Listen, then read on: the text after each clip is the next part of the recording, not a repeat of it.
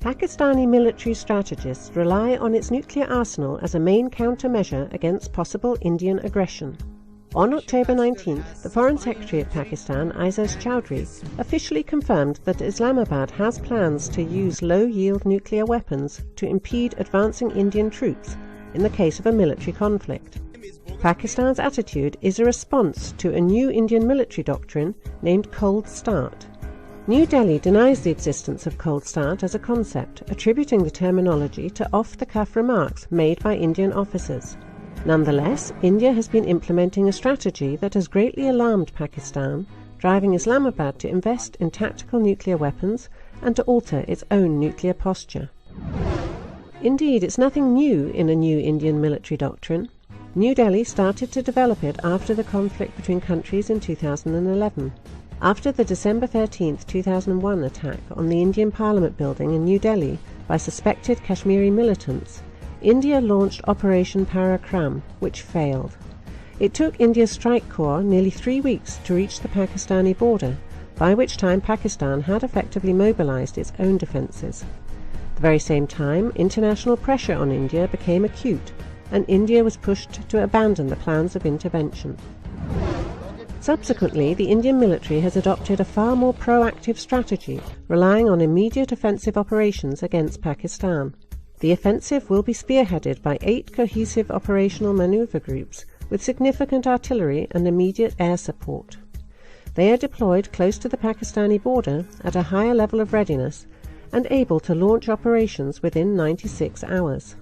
The strategy aims to achieve shallow territorial penetrations in Pakistan, not exceeding 80 kilometers. If this occurs, Islamabad will be in a complicated situation to use nuclear weapons at its own territory amid the knowledge that Indian battle groups would not aim to advance deeper into Pakistan. Islamabad is aware of the widening gap in conventional military capabilities between itself and India and has taken an asymmetric approach to the new threat, building up and relying on an arsenal of tactical nuclear weapons, lower-yield nuclear weapons designed for direct use on the battlefield against enemy forces. Pakistan is calculating that tactical nuclear weapons would essentially counter India's conventional military superiority. Although it is a nuclear power, India does not operate or plan to develop tactical nuclear weapons, so Pakistan will have an advantage. In turn, this situation is leading to additional risks of a wider escalation into a strategic nuclear exchange that might include non-military targets, such as cities. Thus, India has adopted a quick launch posture, which will hardly be de-escalated by international diplomacy's measures. There won't be enough time for this. In turn, Pakistani defense and deterrence capabilities are based on usage of the tactical nuclear weapons. This is raising the possibility of a full-scale nuclear war in South Asia in the case of a potential conflict between Pakistan and India. Furthermore, India's rapid response doctrine can be triggered by a terrorist attack, as for instance the Lashkar-e-Taiba's 2008 Mumbai attacks. Considering the fact that India and Pakistan actively use militant groups against each other, any terror attack could lead to a full-scale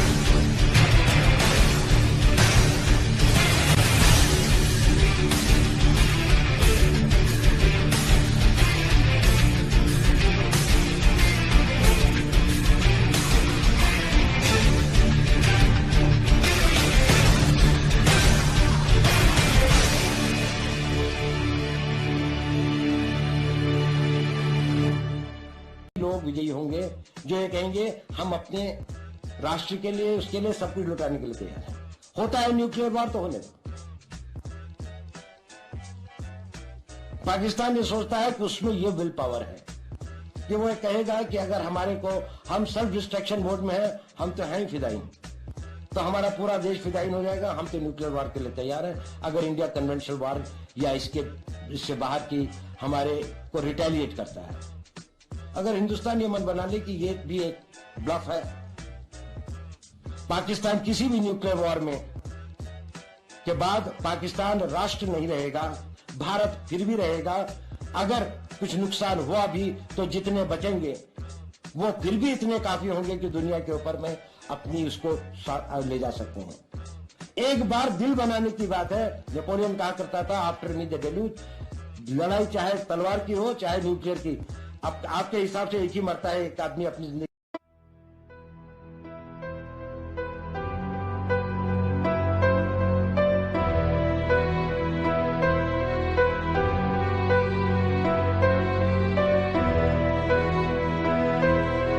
Has eliminated the need for large-yield nuclear weapons like the Tsar Bomba. But make no mistake, the detonation of a 1-megaton nuclear bomb would yield more destructive power than any weapon the world has ever seen. Weapon, thermonuclear warhead. Yield 1 megaton surface blast. Energy released. Blast 50%. Thermal radiation 40%. Fallout 10%. To comprehend the true lethality of a thermonuclear explosion requires an understanding of the massive amount of energy that's released upon detonation. When a thermonuclear bomb detonates, an instantaneous fission reaction creates a secondary fusion reaction, fusing hydrogen and its isotopes together to form helium, releasing enormous amounts of energy. And it occurs in a very small volume. Therefore, the total energy divided by the volume is very large. And that means the temperatures are stupendously high. Temperatures that are higher than the center of the sun. Upon detonation, a thermonuclear bomb emits a stream of X-rays, infrared rays, and gamma rays. This is referred to as thermal radiation and is visible to the naked eye in the form of a brilliant flash of light, lasting from 1 to 10 seconds. It emits all of this X radiation that's absorbed by the air around it. The outside of the air is burning. It's forming basically smog. The nitrogen and the oxygen are reacting, turns brown, and so the light coming out actually goes down until that burns off, and then it goes up again. The heat from the infrared rays will set people and buildings on fire. The X-rays will irradiate those closest to the explosion. The X-rays don't get very far. They're absorbed by the air. The air is then heated up by these X-rays to millions of degrees. The immense heat expands the air around the point of impact, creating a spherical shock wave and winds that can reach hundreds of miles per hour.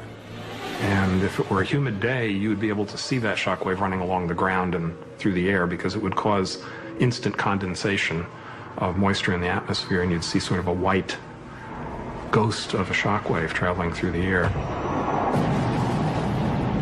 The wind from the shock wave extinguishes the fires caused by the thermal radiation, but will flatten everything in its path within a radius of 2 miles. You get the expansion out, but then the thermal plume of the bomb is rising. A mushroom cloud is forming.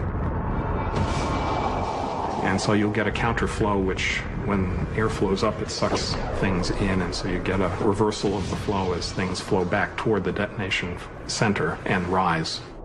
A 1 megaton surface explosion will lift tons of soil up into the mushroom cloud, which will become irradiated and return as fallout.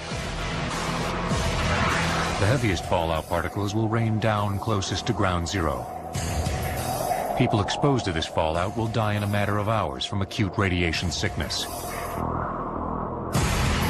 The smaller particles may travel thousands of miles, depending on wind velocity. If you ingest the material and it stays in your body, the long-term impact is that it can produce significant excess cancer of various sorts. the combination of thermal radiation, shockwave, and fallout could potentially kill millions, making the thermonuclear bomb easily the world's deadliest weapon.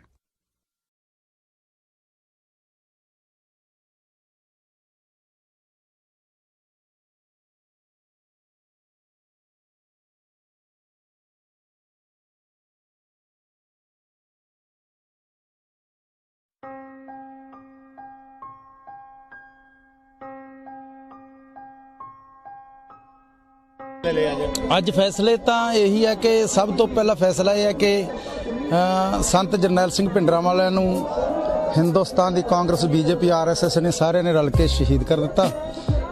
General Shabeg Singh ਨੂੰ, ਬਾਬਾ ਠਾਰਾ ਸਿੰਘ ਨੂੰ, ਬੀਬੀਆਂ ਬੱਚਿਆਂ ਨੂੰ ਸ਼ਹੀਦ ਕਰ ਦਿੱਤਾ। ਨਵੰਬਰ 84 ਸਾਡੀ ਕੌਮ ਦੀ ਨਸਲ ਕੁਚੀ ਹੋ ਗਈ। 32 ਸਾਲ ਹੋ ਗਿਆ, ਕੁਝ ਵੀ ਨਹੀਂ ਮਿਲਿਆ। ਮਾਨ ਸਾਹਿਬ ਦੇ 9 ਪੱਟ ਦਿੱਤੇ। ਸਾਡੇ ਯੋਧੇ ਭਾਈ ਜਗਤਾਰ ਸਿੰਘ ਹਵਾਰਾ ਸਿੰਘ ਸਾਹਿਬ ਉਹ ਜੇਲ੍ਹ ਦੇ ਵਿੱਚ ਬੰਦ ਹੈ। ਭਾਈ ਦਇਆ ਸਿੰਘ ਲਾਹੌਰੀਆ ਬੰਦ ਹੈ। ਕਿਹੜੇ ਸਿੰਘਾਂ ਨੂੰ ਬੰਦ ਹੈ। ਬਾਪੂ ਸੂਰ ਸਿੰਘ ਐਡੀ ਵੱਡੀ ਲੜਾਈ ਲੜ ਰਿਹਾ ਤੇ ਫਿਰ ਇਹ ਜਦੋਂ ਸਾਰਾ ਜ਼ਬਰ ਹੋ ਗਿਆ, ਹੁਣ ਸਿੱਖਾਂ ਕੋਲ ਇੱਕੋ ਹੀ ਰਸਤਾ ਰਹਿ ਗਿਆ। ਅਸੀਂ ਚਾਹੁੰਦੇ ਹਾਂ ਕਿ ਸਾਨੂੰ ਆਪਣਾ ਆਜ਼ਾਦ ਸਿੱਖ ਰਾਜ ਸਾਨੂੰ ਦੇ ਦਿੱਤਾ ਜਾਵੇ। ਸਿੱਖ ਸੋਵਰਨ ਸਟੇਟ ਜਿਹੜੀ ਜਿੱਥੇ ਸਾਡੀ ਆਜ਼ਾਦ ਬਾਦਸ਼ਾਹੀ ਹੋਵੇ, ਉਹ ਇੱਕ ਚੀਨ ਕਾਮਰੇਡ ਦੇ ਵਿੱਚ ਹੋਵੇ, ਉਹਦੇ ਵਿੱਚ ਪਾਕਿਸਤਾਨ ਮੁਸਲਮਾਨ ਕੰਟਰੀ ਹੋਵੇ, ਦੂਜੇ ਪਾਸੇ ਹਿੰਦੂ ਰਾਸ਼ਟਰ ਹਿੰਦੁਸਤਾਨ ਹੈ, ਉਹਦੇ ਵਿੱਚ ਸਾਨੂੰ ਇੱਕ ਬਫਰ ਸਟੇਟ ਦੇ ਦਿੱਤੀ ਜਾਵੇ। ਜਿਵੇਂ ਹੁਣ ਮੈਂ ਬਫਰ ਹਾਂ, ਤੁਸੀਂ ਪਾਕਿਸਤਾਨ ਹੋਏ ਤੇ ਮੇਰੇ ਪਿੱਛੇ ਹਿੰਦੁਸਤਾਨ ਅਤੇ ਆ ਚੀਨ ਹੈ। ਇਹ ਜਿੰਨੇ ਦੂਰ ਹੋਣਗੇ, ਇਹਨਾਂ ਤਿੰਨੇ ਪਰਮਾਣੂ ਸ਼ਕਤੀਆਂ, ਇਹਨਾਂ ਦਾ 1500 ਸਾਲ ਪੁਰਾਣਾ ਇਹਨਾਂ ਦਾ ਇੱਟ ਕੁੱਤੇ ਦਾ ਵੈਰ ਹੈ। ਸਾਡੀ ਨਾ ਦੁਸ਼ਮਣੀ ਮੁਸਲਮਾਨ ਨਾਲ, ਨਾ ਹਿੰਦੂ ਨਾਲ, ਨਾ ਕਿਸੇ ਨਾਲ ਨਹੀਂ। ਅਸੀਂ ਸਰਬੱਤ ਦਾ ਭਲਾ ਚਾਹੁੰਦੇ ਹਾਂ। ਇਹ ਪਰਮਾਣੂ ਜੰਗ ਲੜਾ ਕੇ ਸਾਡੀ ਕੌਮ ਦੀ ਨਸਲਕੁਸ਼ੀ ਕਰਨੀ ਚਾਹੁੰਦੇ ਆ।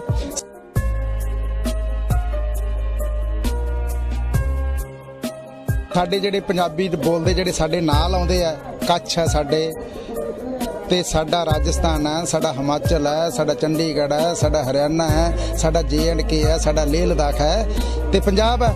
ਇਹਦੀ ਸਾਰੀ ਨਸਲਕੁਸ਼ੀ ਕਰ ਸਕਦੇ। ਉਧਰ ਪਾਕਿਸਤਾਨ ਸਾਡੇ ਗੁਰਦੁਆਰੇ ਆ, ਸਾਡਾ ਨਸਕਾ।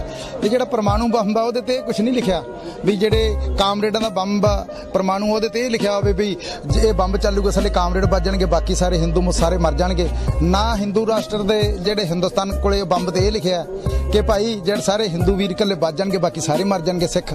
ਤੇ ਨਾ ਹੀ ਇਹ ਸਾਰਾ ਕੁਝ ਇਹਨਾਂ ਤੇ ਲਿਖਿਆ। ਇਸ ਕਰਕੇ ਅਸੀਂ ਸਰਬੱਤ ਦਾ ਭਲਾ ਮੰਗਦੇ ਹਾਂ ਤੇ ਇਸ ਕਰਕੇ ਇਹਦੇ ਵਿੱਚ ਜਦੋਂ ਹੋਊਗਾ, ਇਹਦੇ ਵਿੱਚ ਨਾ ਮੰਦਿਰ ਢਊਗਾ, ਨਾ ਮਸਜਿਦ ਢਊਗਾ, ਨਾ ਗਿਰਜਾ ਘਰ ਢਊਗਾ, ਸਾਰੇ ਆਜ਼ਾਦੀ ਨਾਲ ਰਹਿਣਗੇ।